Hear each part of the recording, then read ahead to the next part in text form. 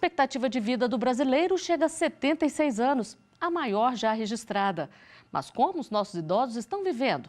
Enquanto muitos se prepararam para curtir a velhice e a aposentadoria, outros continuam trabalhando. E o pior, endividados. Uma pesquisa realizada no final do ano passado pelo Serasa Consumidor apontou que a taxa de inadimplência das pessoas acima de 60 anos no Brasil é de quase 13%. Como controlar os gastos para evitar problemas justamente quando a gente mais precisa de dinheiro? É o que vamos ver no artigo 5º de hoje. Está na Constituição Federal. Todos são iguais perante a lei e têm a garantia da inviolabilidade do direito à vida. A Constituição também determina que o Estado deve promover, na forma da lei, a defesa do consumidor. Para a nossa conversa de hoje, eu recebo a juíza Caroline Lima, coordenadora do Centro Judiciário de Solução de Conflitos e Cidadania Superendividados. E recebo também Flávio José, advogado especialista em direito do consumidor. Obrigada pela presença de vocês aqui conosco. Juíza, a gente pode dizer que está havendo um superendividamento dos idosos? A gente tem observado um acréscimo, né, na procura de idosos que buscam o Poder Judiciário exatamente com esse problema de dívidas, né? Dívidas que já não conseguem mais serem controladas com orçamento mensal. Então, é uma preocupação porque os idosos são aqueles super vulneráveis, né? E quando estão endividados, a situação é mais grave, porque é uma idade em que as despesas tendem a ser maiores, né? O apoio familiar pode ser menor e existe toda uma fragilidade decorrente do próprio amadurecimento, né? E qual é a diferença aí, qual é o limite entre o endividamento e o superendividamento? Bom, endividados todos nós somos, né? Nós temos as contas para pagar todos os meses de cartão de crédito, de condomínio, de aluguel, de escola dos filhos. O superendividamento é quando esse endividamento ultrapassa certos limites. Não há na legislação um percentual. O que nós costumamos dizer, o que a maioria da doutrina fala, é quando a pessoa se vê impossibilitada de, com aquela renda mensal, pagar todas as dívidas do mês. E começa a escolher, não, esse mês eu vou pagar essa, mês que vem eu pago a outra, e começa a bola de neve. Então, aí a gente pode caracterizar como um superendividamento. Há um decréscimo da qualidade de vida da pessoa, porque ela tem que fazer algumas escolhas e muitas vezes sacrifica a própria saúde, a subsistência, né, aqueles itens de primeira necessidade. Pois é, doutor Flávio, o que anda comprometendo e causando tantas dívidas que prejudicam até mesmo direitos básicos garantidos pela nossa Constituição aos idosos? São vários fatores, né? Eu destaco a facilidade de se obter crédito. Hoje, com o celular na mão, você consegue obter um crédito. O credor financeiro, a partir do momento que ele acredita na sua conta, né, o empréstimo, você passa a ser mais um devedor. A partir daí, você tem um outro complicador, que são as altas taxas de juros, porque há poucas instituições financeiras no Brasil, não há concorrência entre elas, então você fica à mercê das taxas de juros no momento em que você faz o empréstimo, que não são baixas as taxas de juros no Brasil. Bom, e 7 em cada 10 idosos estão aposentados, mas deste total, 21% continuam trabalhando. E um dos principais motivos é a renda insuficiente para pagar as contas, que vão aumentando com a idade. São gastos principalmente com saúde, habitação e comunicação. E aí muitos recorrem aos empréstimos consignados. Mas será que esta é uma boa solução? Vamos conferir a reportagem. Quando o orçamento aperta, a saída para muitos aposentados é recorrer ao empréstimo consignado. Eu peguei, porque eu contratei e ficou certo. Detalhes que seu Paulo confessa não ter atentado ao pegar R$ 1.800 com um banco. Por enquanto eu não estou sabendo como é que vai ficar, não. A falta de atenção às regras de pagamento e taxas de juros é o principal erro da maioria dos idosos que recorre ao empréstimo consignado, segundo este economista. Ele reforça ainda que para a dívida não se tornar impagável, é importante fazer bem as contas para ter certeza que a prestação realmente cabe no orçamento. A gente aconselha a não pegar empréstimo, que o empréstimo seja a última alternativa para que se faça essa operação financeira, né? Porque os juros são altos, há uma certa ilusão de marketing, falando que é juros pequenos, mas são juros ao mês, que vão se acumulando e, no fim, chega a ser pago, no final, 2 vezes mais do que se contratou. Regras sobre limites de taxa de juros e perfil do aposentado que pode ser beneficiado são definidas pelo Instituto Nacional do Seguro Social, INSS. Além disso, o Estatuto do Idoso e o Código de Defesa do Consumidor também determinam normas para não ser firmado um contrato abusivo. Mas apesar do amparo jurídico, este advogado afirma que o número de fraudes é grande. É aconselhável que todo aposentado mensalmente olhe o seu contra-cheque e confira se os empréstimos que foram feitos são mesmos aqueles, se tem algum novo, se houve aumento no valor da prestação, que deve ser fixa, e anualmente, pelo menos, ir no INSS buscar o extrato de empréstimos. Bom, doutor Flávio, a gente viu aí um conselho fundamental, né? Ficar de olho no extrato. É comum esse tipo de prática de fazer empréstimos que muitas vezes os idosos não contrataram e acreditar na conta deles? O idoso, ele é, digamos assim, acaba sendo uma presa fácil, porque eles são pessoas que confiam, né, na outra pessoa que tentam ajudá-los, né? Eles sempre acham que todo mundo que chega, que se aproxima deles, são pessoas de boa fé, e muitas vezes não. E a maioria dos estelionatários aproveita por ser a pessoa idosa e roubam-lhe os dados, senhas, né? E fazem empréstimos, que muitas vezes esses empréstimos são feitos via online, internet, né? E acaba esses empréstimos sendo debitados na conta do idoso. Como o idoso não tem prática de analisar os extratos bancários dele, muitas vezes parcelas de empréstimo que muitas vezes o idoso não fez, acaba sendo debitado na conta dele. E o idoso, ao se aperceber de que está sendo debitados valores que ele não contratou, ele busca a instituição financeira para tentar ver se há como se estornar aqueles valores administrativamente. Normalmente o credor financeiro raramente administrativamente faz esses estornos, ele acaba tendo que buscar o judiciário para que esses estornos esses empréstimos sejam anulados, porque não foi ele que fez, e para que ele possa ter esses valores restituídos para a sua conta.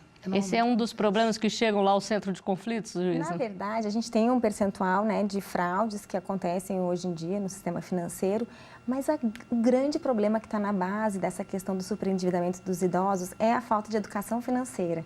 Essa desorganização que o economista mencionou na reportagem, achar que o consignado é melhor do que usar a reserva de emergência, essa falta de manejo mesmo com as finanças pessoais. Essa geração não teve educação financeira na escola, né? Alguns tiveram no âmbito familiar, mas é uma minoria.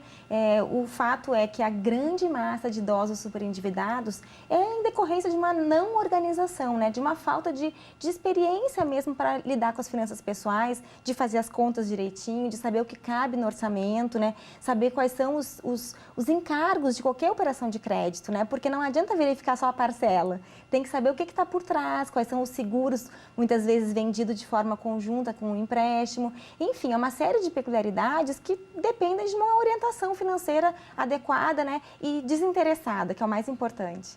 E o que pode ser feito nesses casos? Todos os órgãos do Estado, hoje em dia, estão se preparando para atender, para acolher essas pessoas, né? Defensoria, Ministério Público e o próprio Poder Judiciário. A maioria dos estados hoje já conta com programas específicos para atender o idoso e para atender o superendividado. E aí são programas, né, com as suas peculiaridades, mas que vão passar por uma troca de informações, né, um mapeamento da situação daquele idoso, fazer os devidos encaminhamentos, muitas vezes até para atendimento psicossocial, porque a gente sabe que tem, né, sempre algumas questões envolvidas, e, por fim, habilitá-los para uma renegociação das dívidas de forma sustentável. Uma negociação que não seja só para virar o mês e fazer uma nova dívida, mas realmente sanear as contas e passar a lidar de uma outra forma com o dinheiro. E é fundamental também ler direitinho o contrato para ver o que está assinando ali, né?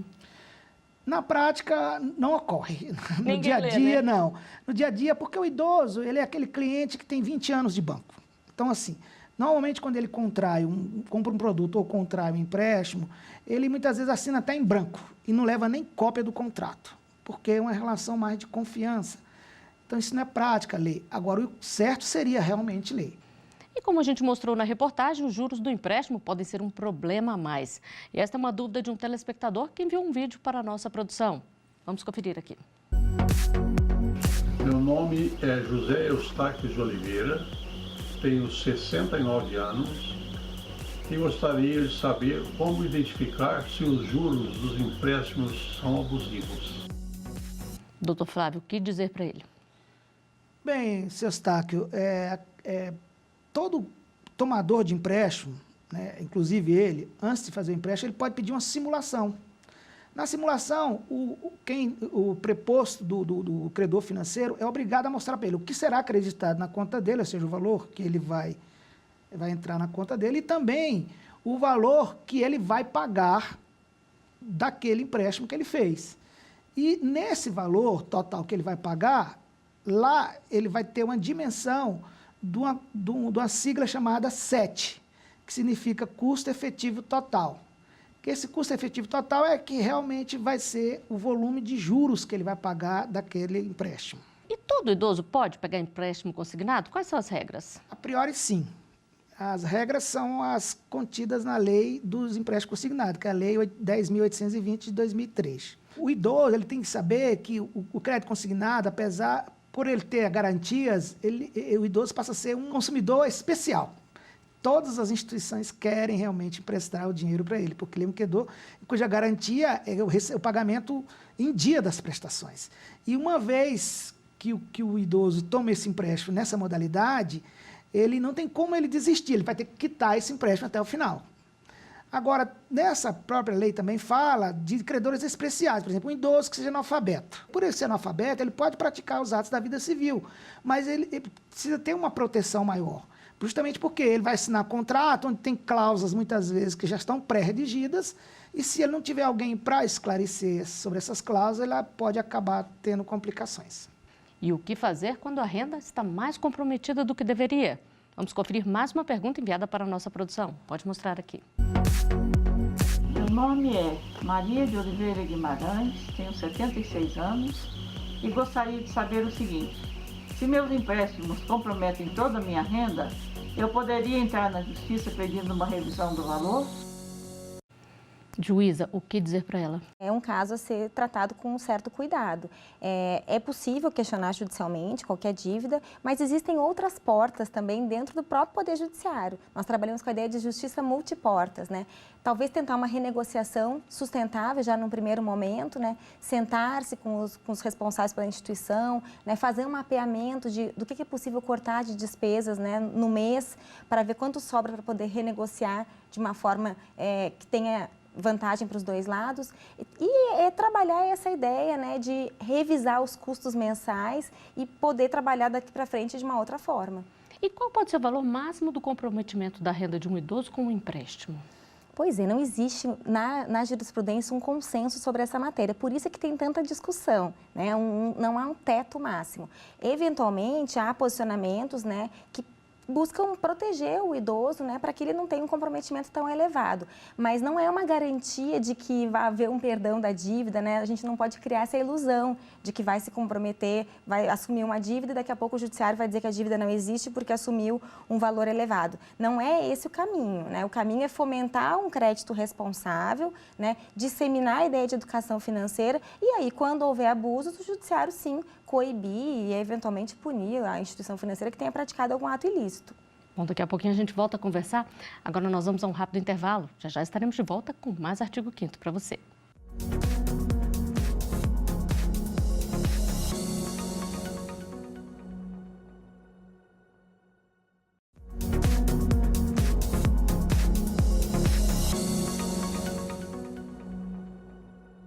O Artigo 5º está de volta. No programa de hoje, a gente fala sobre o superendividamento dos idosos.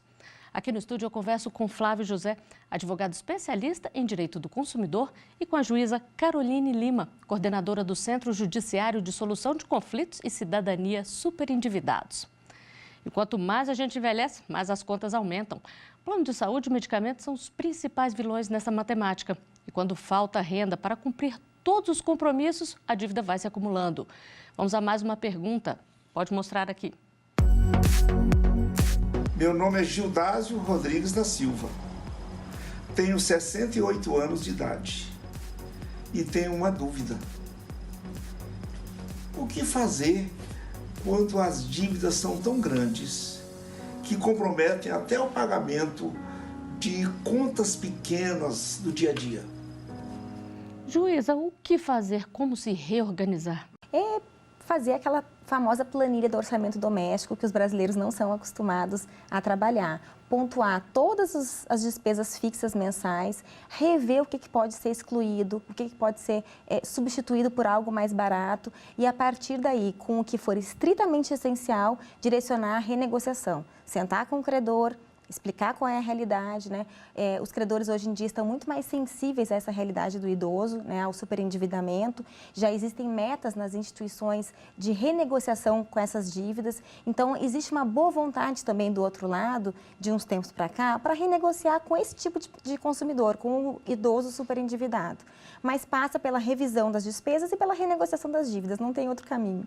E como ele falou ali, quando não dá para cumprir com todas as despesas do dia a dia ali, o que tem que ser prioridade? Pois é, na educação financeira, nesse atendimento que os tribunais de justiça fazem, há essa orientação, né? Estabelecer quais são as dívidas mais importantes, aquelas relacionadas realmente à subsistência, à saúde, que são as priorizadas. E na hora de renegociar, eventualmente escolher aquela que tem um juros mais elevado, né? Para tentar reduzir e fazer um escalonamento das dívidas mesmo. É um replanejamento, né? Uma reeducação financeira. Doutor Flávio, agora a gente sabe que saúde é fundamental e que quanto mais a gente envelhece, mais gasta com saúde. Os planos de saúde, por exemplo, vão subindo absurdamente. O que a legislação diz sobre esses percentuais de aumento? Embora o Estatuto do Idoso tenha um artigo especificamente que trata dessa questão, para que o idoso não seja discriminado quando ele muda de uma certa idade e que, por mudar de certa idade, ele passa a estar numa faixa que vai requerer mais cuidados médicos e, portanto, ele paga uma mensalidade de X e muitas vezes duplica ou até triplica, mas é uma realidade e, infelizmente, a lei dos planos de saúde já prevê isso. E tem um outro problema, que é a questão do reajuste anual. Essas regras, a ANS tem uma resolução normativa dela, que é de 2004, se não me engano, que trata dessa questão, e os próprios contratos de seguro, a gente aconselha, seguro-saúde, aconselha que antes de você contratar esse seguro-saúde, você lê as cláusulas, pergunte, procure se inteirar, porque essa questão do reajuste anual é questão do poder aquisitivo, ou até mesmo pela desvalorização da moeda. Mas a questão da mudança de faixa, se o plano de saúde consegue provar que não está abusiva aquela mensalidade, aí o plano de saúde pode cobrar pela mudança de faixa. Agora, se houver abuso, tem o Estatuto do Idoso que protege essa questão por mudança de faixa pelo princípio do artigo 5º mesmo, de que todos são iguais perante a lei. E 9 em cada 10 idosos contribuem financeiramente com o orçamento doméstico, sendo que 43% são os principais responsáveis pelo sustento da casa. E mais do que arcar com todas as despesas, tem idoso que ainda pega empréstimo no próprio nome para ajudar parentes ou amigos. Nós recebemos uma pergunta sobre isso. Pode mostrar aqui. Meu nome é Gabriela Santarém, eu sou de Brasília e eu tenho uma dúvida. Como posso provar que um idoso sofreu pressão psicológica para conseguir empréstimo para familiares? Doutor Flávio, é comum essa prática aí de pressionar os idosos para poder conseguir empréstimo para outras pessoas que muitas vezes nem pagam? É muito comum, sim. Primeiro porque, como o idoso está aposentado, o contra-cheque dele, como eu falei, não é só cobiçado pelas instituições financeiras, mas por ele pertencer a uma família, todo mundo ali em torno dele, muitas vezes nessa crise agora que houve, muitos ficaram desempregados. Então, muitas vezes a família fica dependendo daquela renda. Então, muitas vezes um jovem quer comprar um carro, um neto, alguém quer comprar um carro e não pode comprar porque não tem renda para comprovar. Acaba usando o avô para comprar o carro e por algum motivo não paga a prestação. Como o carro foi comprado não do avô, o avô acaba tendo que pagar o carro com os recursos da aposentadoria. Essa questão da pressão psicológica é que eu digo, o Estatuto do Idoso também protege ele dessa prática nos seus artigos 2º e 3º, mas é algo que tem que ser denunciado, mas dentro da família é complicado, né? E é fácil provar isso? Como provar? Difícil provar, mas assim, como eu digo, nesse artigo 2º e 3º do Estatuto, um vizinho, um parente pode procurar a promotoria do idoso, o próprio idoso pode ir até a promotoria do idoso, denunciar abusos, e que ele tem a proteção do Estado. O Estado pode estar ali para proteger o idoso. E o que as instituições ligadas à defesa do idoso e do consumidor têm feito, juíza, para poder evitar esses casos? Nós estamos trabalhando com a ideia de empoderar esse idoso, né? Dar informação para ele que ele saiba dizer não. né? Talvez a grande diferença entre as dívidas que os jovens contraem e que os idosos é que os idosos muitas vezes é em benefício de um terceiro. Por isso que essas dívidas não podem ser tratadas de forma aleatória num processo isolado. É preciso dar um suporte psicossocial, fazer muitas vezes um atendimento, saber o que está por trás daquele endividamento para resolver o problema, mas prevenir que outros casos com esse mesmo idoso cheguem até o Poder Judiciário, né? Dizer não para o neto, dizer não para o filho é algo muito difícil. Mas tem que aprender, né? Exatamente, tem que aprender até para assegurar a sua própria saúde, né? Numa época em que o idoso mais precisa, né? Como falaram, mais tem gasto com saúde, muitas vezes compromete a aposentadoria com presentes, né? Com dívidas de terceiros, deixando, né, de se atender e de cuidar de si próprio, né? Juíza, o Estatuto do Idoso prevê como crime a conduta de receber ou desviar benefícios, dinheiros que seriam dos aposentados. Como isso é cobrado na prática? Os órgãos de controle, eles têm atuado, né? O Ministério Público, o Poder Judiciário, né? Todos esses centros de acolhimento que nós temos à disposição. Mas é uma situação delicada porque passa por questões psicossociais. Às vezes o idoso não quer que o filho receba algum tipo de punição, não quer expor a família. Um conflito, muitas vezes por conta de uma dívida, tem uma repercussão no âmbito familiar muito grande, que traz danos psicológicos também. Então é uma questão muito delicada, que tem que ser trabalhada de forma interdisciplinar. O Poder Judiciário está atento a isso, né? Não se trabalha mais só de forma isolada, é preciso atender todas essas vertentes, né? A família, né? A questão psicossocial do idoso, as suas condições de vida, os cuidados, né? Quem está cuidando desse idoso, quem não está. É um trabalho difícil, mas necessário, né? A população, como a própria reportagem falou, está cada vez mais idosa, nós temos que nos preparar para isso, né? E a nossa equipe foi às ruas para saber a opinião das pessoas. Você acha que muitos familiares exploram os idosos porque eles são vulneráveis? Vamos conferir aqui. Muitos se aproveitam da vulnerabilidade, às vezes até emocional do idoso, para se manter ali, para se sentir acolhido, para se sentir protegido pela família de alguma forma e acaba tirando proveito disso financeiramente. Às vezes a pessoa já não tem mais a renda, né? Que a gente fica desempregado e acaba que o idoso ele tem uma renda ali que é a aposentadoria e acaba tendo que sustentar a família. Aí eu acho que é uma exploração e a pessoa acaba se acomodando e porque já tem aquela renda, né?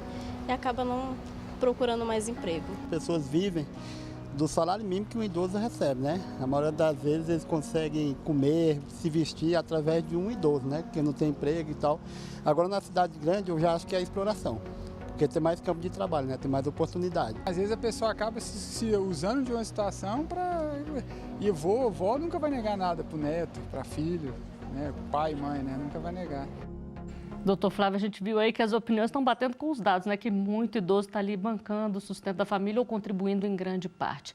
Além da crise, tem muita exploração também, como disseram alguns dos entrevistados? Tem. Agora, como a doutora Caroline falou, o Estatuto de Idoso trata o idoso como hipervulnerável. Então, assim, é preciso que quem esteja nesse momento ou em algum instante pensando em continuar explorando o idoso dentro do núcleo familiar, saber que o Estado, né, que ele pode ser denunciado não só pelo próprio idoso, aqueles que ainda têm condição de discernimento, ou também por um dos irmãos, ou por um vizinho, ou alguém que pode denunciar, não só denunciar para a Defensoria Pública, para a Promotoria do Idoso, ou para uma delegacia. E o Estado tem que agir, tem que haver Conselho Tutelar também, que tutela a criança, mas tomando conhecimento que o idoso está tendo maus tratos, ele precisa abrir procedimentos e será instaurado porque o Estado vai agir realmente. E as políticas públicas e os trabalhos integrados da Justiça com os demais órgãos caminham para isso, para cada vez mais se tornarem mais eficazes nessa questão. Agora, juiz, uma das outras entrevistadas falou ali uma coisa interessante também, que é o lado emocional do idoso. Muitos acabam assumindo responsabilidades e até evitando denunciar esse tipo de situação por medo de ficarem sozinhos, de serem colocados em asilos, por exemplo. Com certeza. Isso pesa muito na tomada de decisão, né?